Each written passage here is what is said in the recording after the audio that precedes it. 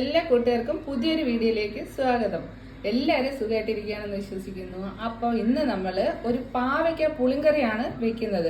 അപ്പോൾ പാവയ്ക്ക തോരനോ വിഴുക്കോ ഒക്കെ വെച്ച് കഴിക്കാൻ ബുദ്ധിമുട്ടുള്ളവർക്ക് അതിന്റെ കയർപ്പൊക്കെ അറിയാതിരിക്കാൻ വേണ്ടിയിട്ട് നമുക്ക് പെട്ടെന്ന് തന്നെ പാവയ്ക്ക പുളിങ്കറി എങ്ങനെയാ വെക്കുന്നതെന്നൊന്ന് കണ്ടിട്ട് വരാം. അപ്പോൾ ദേ അതിനായിട്ട് ഒരു പാവയ്ക്ക എടുത്തിട്ടുണ്ട്. പിന്നെയെന്ന് പറഞ്ഞാൽ ദേ ഇതേപോലെ ഒരു ഉണ്ട പുളി എടുത്തിട്ടുണ്ട് കേട്ടോ, പിഴിപുളി. പിന്നെയെന്ന് പറഞ്ഞാൽ ദേ 2 സവാള എടുത്തിട്ടുണ്ട്. ഇനി ഈ പുളിയിലേക്ക് നമ്മൾ കുറച്ച് വെള്ളം ഒഴിക്കണം. എന്താന്ന് വെച്ചാൽ ഈ പുളി പിഴിഞ്ഞെടുക്കണം കേട്ടോ. അപ്പം ഇത്രയും സാധനങ്ങൾ മതി ഇത് വെക്കാനായിട്ട്. പിന്നെ കുറച്ച് പൊടികളും കൂടെ മതി. നമുക്ക് പെട്ടെന്ന് തന്നെ ഇത് ഉണ്ടാക്കി എടുത്തിട്ട് വരാം. അപ്പൊ എങ്ങനെയാണെന്ന് കണ്ടിട്ട് വന്നാലോ. അപ്പൊ ഇന്നലെ മേടിച്ച പാവയ്ക്ക കേട്ടോ, ഇതൊരു വലിയ പാവയ്ക്ക നമ്മൾ ലുലു മോളിൽ പോയിട്ട് മേടിച്ച 430 പൈസ ഇതിന്റെ വില കേട്ടോ. അപ്പൊ നമുക്ക് ഇത് ചെറിയ പീസാക്കിയിട്ട് ഇതിനകത്തുള്ളത് കുരു എല്ലാം കളഞ്ഞ് നല്ല വൃത്തിയായിട്ട് എടുക്കാം. ഇതേപോലെ കുരു എല്ലാം കളയണം കേട്ടോ. അപ്പം ഈ പാവയ്ക്കയുടെ നടുക്കൂടി ഇങ്ങനെ വെച്ചിട്ട് നമുക്ക് ചെറുതായിട്ട് അരിഞ്ഞെടുക്കാം. അപ്പം 430 പൈസ ഒമാനി റിയൽ കേട്ടോ. അന്നേരം ഏകദേശം നമ്മുടെ നാട്ടിലെ 95 രൂപയോളം വരും, 95-96 രൂപയോളം വരും. അപ്പം ഇതേപോലെ ചെറിയ പീസായിട്ട് നമുക്ക് അരിഞ്ഞെടുക്കാം. അങ്ങനെ നമ്മുടെ പാവയ്ക്ക് എല്ലാം അരിഞ്ഞു വെച്ചിട്ടുണ്ട്. ഇനി ആ എടുത്ത് വെച്ചേക്കുന്ന സവാള ഉണ്ടല്ലോ, അതും കൂടെ ചെറുതായിട്ട് അരിയും. ഈ ഭാഗം സവാളയുടെ ആയാലും തക്കാളിയുടെ ആയാലും എപ്പോഴും നമ്മൾ കണ്ടിച്ച് മാറ്റണം കേട്ടോ. അപ്പം ഇത് നമുക്ക് ചെറുതായിട്ട് അരിയാം. ഇതേപോലെ നടുക്കൂടെ ഒന്ന് വെട്ടുക, എന്നിട്ട് കുഞ്ഞായിട്ട് ഇതേപോലെ അരിഞ്ഞെടുക്കുക. അപ്പം ഈ 2 സവാളയാണ് ഇതിനെടുത്തേക്കുന്നത്. അത് രണ്ടും കൂടെ നമുക്ക് അരിഞ്ഞെടുത്തിട്ട് വരാം. അപ്പം നമ്മൾ സവാള അരിഞ്ഞു വെച്ചിട്ടുണ്ട്, പാവയ്ക്ക അരിഞ്ഞു വെച്ചിട്ടുണ്ട്. ഇനി എങ്ങനെയാ തയ്യാറാക്കുന്നതെന്ന് നമുക്ക് നോക്കിയാലോ. അപ്പൊ ഒരു പാൻ വെച്ച് ചൂടായിട്ടുണ്ട്. ഇതിലേക്ക് കുറച്ച് വെളിച്ചെണ്ണ ഒഴിച്ചു കൊടുക്കുക. എന്താന്ന് വെച്ചാല് ആ പാവയ്ക്ക് ഉള്ളി ഒന്ന് വെന്ത് കിട്ടത്തക്ക രീതിയിൽ. നമ്മുടെ എണ്ണ ചൂടായിട്ടുണ്ട്. ഇനി ഈ പാവയ്ക്ക് ഉള്ളിയും കൂടി ഇതിലേക്ക് ഇട്ട് കൊടുക്കാം. ഇത് നന്നായിട്ട് നമുക്കൊന്ന് ഇളക്കി കൊടുക്കാം. അപ്പൊ അത് വാടി വരുമ്പോഴത്തേക്കും കുറച്ച് ഉപ്പും കൂടി ഇട്ട് കൊടുക്കാം. അപ്പൊ ഇനി ഇതിലേക്ക് നമുക്ക് കുറച്ച് ഉപ്പും കൂടി ഇട്ട് കൊടുക്കാം. എന്നിട്ട് നമുക്ക് വീണ്ടും നന്നായിട്ട് ഒന്നും കൂടെ ഇളക്കി കൊടുത്തിട്ട് ഇതൊരു മൂടിയെടുത്ത് അടച്ചു വെച്ച് ചെറിയ ഫ്ലെയിമിൽ ഒന്ന് വേവിച്ചെടുക്കാം. അപ്പൊ ഇനി അടച്ചെടുക്കാം.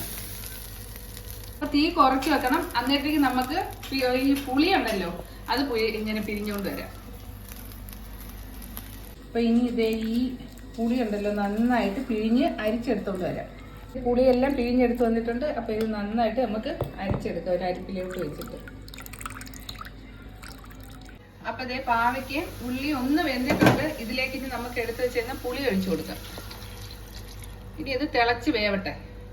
അപ്പൊ നമുക്ക് തീ ഇച്ചിരി കൂട്ടി വെച്ച് കൊടുക്കാം.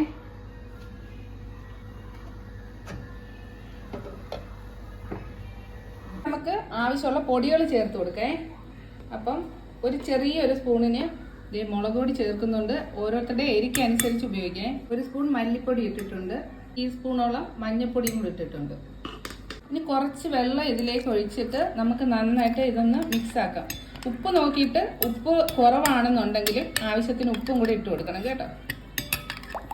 അപ്പം ഇത് നന്നായിട്ട് മിക്സ് ചെയ്തിട്ടുണ്ട്.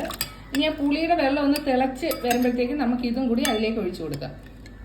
നമ്മുടെ പുളി ഒഴിച്ചിട്ട് ഇത് എന്തായി നോക്കാം, തിളച്ചെന്ന് നോക്കാം. അപ്പം നന്നായിട്ട് തിളച്ചിട്ടുണ്ട്. ഇനി നമുക്കിതൊന്ന് ഇളക്കി നോക്കാം കേട്ടോ. അപ്പൊ ഇളക്കി നോക്കുമ്പോൾ ഉപ്പ് കുറവാണെന്നുണ്ടെങ്കിൽ കുറച്ച് ഉപ്പും കൂടി ഇതിലേക്ക് ഇട്ട് കൊടുക്കണേ. അപ്പൊ ഇതിൽ ഉപ്പ് കുറവാട്ടോ. അപ്പൊ ഇച്ചിരി ഉപ്പും കൂടെ നമുക്ക് ഇട്ട് കൊടുക്കാം. ഇതിലേക്ക് നമ്മൾ കലക്കി വെച്ചേക്കുന്ന മുളക് പൊടിയും മല്ലിപ്പൊടിയും മഞ്ഞൾപ്പൊടിയും അതും കൂടെ ഒഴിച്ചു കൊടുക്കാം. എന്നിട്ട് വീണ്ടും നന്നായിട്ട് ഇതൊന്ന് ഇളക്കി ഇങ്ങനെ കൊടുക്കാം കേട്ടോ. നല്ല ടേസ്റ്റ് ആയത്. കുട്ടികൾ ഈ പുളിയൊക്കെ ഇഷ്ടപ്പെടുന്ന കുട്ടികളാണെങ്കിൽ ഇത് പാവയ്ക്കാണെന്ന് അവർക്ക് അറിയാൻ പറ്റത്തില്ല. എന്താ വെച്ചാൽ പുളിയായിരിക്കും മുന്നിലിരിക്കുന്നത്. അപ്പൊ അവര് ഇത് ഇഷ്ടം പോലെ കഴിക്കും കേട്ടോ. അപ്പൊ ഇതിനി ഒന്ന് വെന്ത് നന്നായിട്ട് കുറുവി വരും. അതുവരെ നമുക്കൊന്ന് അടച്ചു വെച്ച് വേവിക്കാം. അപ്പൊ നമ്മുടെ പാവയ്ക്ക പുളിങ്കറി നന്നായിട്ട് കുറുകി വന്നിട്ടുണ്ട്. അപ്പൊ ഇതിങ്ങനെ വേണമെങ്കിൽ നമുക്ക് ഉപയോഗിക്കാം. അതല്ലാന്ന് നിങ്ങൾക്കൊക്കെ കായത്തിന്റെ മണം ഇഷ്ടമാണെന്നുണ്ടെങ്കിൽ 1/4 ടീസ്പൂൺ കായവും കൂടി ഇതിലേക്ക് ഒന്ന് വിതറിയിട്ട് ഇതിങ്ങനെ ഇളക്കി കൊടുക്കുക. അതിനുശേഷം ഫ്ലെയിം ഓഫ് ആക്കുക. അപ്പൊ ഇനി നമുക്ക് ഇതിന് ഇച്ചിരി കടുകും കൂടെ താളിച്ചൊഴിക്കാം. ഇനി കടുക് വറുക്കാനായിട്ട് നമ്മളൊരു 3-4 കുഞ്ഞുള്ളി എടുത്തിട്ടുണ്ട്, 3 വറ്റൽമുളക്, ഒരു 2 തണ്ട് കറിവേപ്പില എടുത്തിട്ടുണ്ട് കേട്ടോ. അപ്പൊ നമുക്ക് ഇനി കടുകും കൂടെ വറുത്തിട്ട് വരാം. അപ്പൊ നമ്മുടെ പാൻ ചൂടായിട്ടുണ്ട്. ഇതിലേക്ക് ഇനി കുറച്ച് വെളിച്ചെണ്ണ ഒഴിച്ചു കൊടുക്കേ. ഇനി നമുക്ക് കടുക് ഇട്ട് കൊടുക്കാം. ഉള്ളി ഇടാം. മുളക് ഇട്ട് കൊടുക്കാം. ഇനി കറിവേപ്പില ഇട്ട് കൊടുക്കാം. ഇനി നമുക്ക് ഇതിലേക്ക് കടുക് താളിച്ച് ഇങ്ങനെ ഒഴിച്ചു കൊടുക്കാം കേട്ടോ. അപ്പോൾ ഇത് നല്ല ടേസ്റ്റാണ്. അപ്പോൾ എല്ലാവരും ഇതൊന്ന് ട്രൈ ചെയ്ത് നോക്കണം. ടേസ്റ്റ് എന്ന് മാത്രമല്ല, ഇത് കുട്ടികളെല്ലാം നന്നായിട്ട് കഴിക്കുകയും ചെയ്യും. നമുക്ക് പെട്ടെന്ന് ഉണ്ടാക്കിയെടുക്കാനും പറ്റും.